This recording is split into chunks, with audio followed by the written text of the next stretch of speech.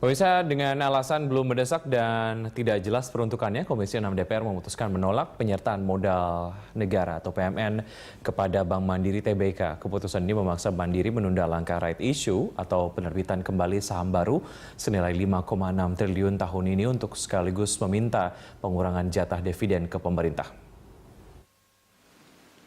Dari 35 BUMN yang diusulkan pemerintah untuk menerima suntikan modal sebesar 48 triliun rupiah, DPR memutuskan menolak dana PMN kepada 3 BUMN, yaitu PT Bank Mandiri, PT Jakarta Lloyd, dan PT Raja Wali Nusantara. Dan hanya menyetujui PMN terhadap 27 BUMN sebesar 37,2 triliun rupiah. Selain belum mendapat prioritas, peruntukan PMN untuk Mandiri dinilai belum jelas, dan DPR lebih memprioritaskan ke sektor infrastruktur. Ketua Komisi 6 DPR Ahmad Faiz Thohir menilai ada beberapa langkah yang bisa dilakukan Mandiri untuk menambah modalnya selain meminta PMN, seperti lewat mekanisme merger. Meski Dewan menyadari belanja modal perseroan kurang memadai untuk mendukung rencana kerja pemerintah dalam 5 tahun ke depan. Kita membahas pendalaman di Mandiri itu, alasan Mandiri untuk meningkatkan permodalannya adalah yang pertama, dia begitu masyarakat ekonomi ASEAN dibuka, maka bank asing itu akan masuk. Ketika masuk itulah maka akan terlihat kelas Mandiri itu hanya nomor 9 di ASEAN ini. Padahal kita sudah terbesar, Mandiri punya aset 800 triliun. Tetapi kita masih nomor 9 urutan capitalnya ya, capex yang bisa dia gerakkan. Nah, kita sebagai bangsa yang besar menginginkan proud yang Mandiri ini naik. Tetapi kami melihat urgensinya nggak di situ.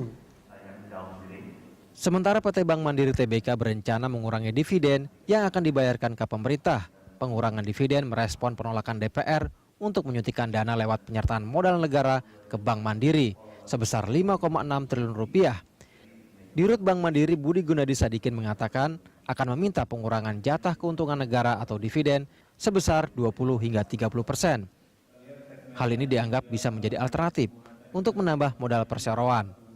Tumbuh 19,2%, menjadi 19,9%. Sekali lagi kalau laba Bank Mandiri tumbuhnya 12%, kalau nggak salah aja itu 19,4%. Jadi kita konsolidasi basis, kita agak kurangi lagi pertumbuhan laba kita karena kita ingin memastikan kita membentuk provision yang cukup di sisi Bank Syariah Mandiri.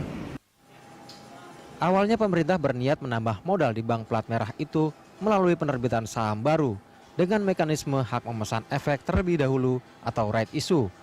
Total dana yang bisa diraup lewat aksi korporasi ini cukup fantastis, mencapai 9 triliun rupiah. Sebanyak 5,6 triliun rupiah dari pemerintah, sisanya disetor para pemegang saham publik. Namun penolakan dari DPR membuat peluang right issue Bank Mandiri ikut kandas. Tim Liputan, Berita 1, Jakarta.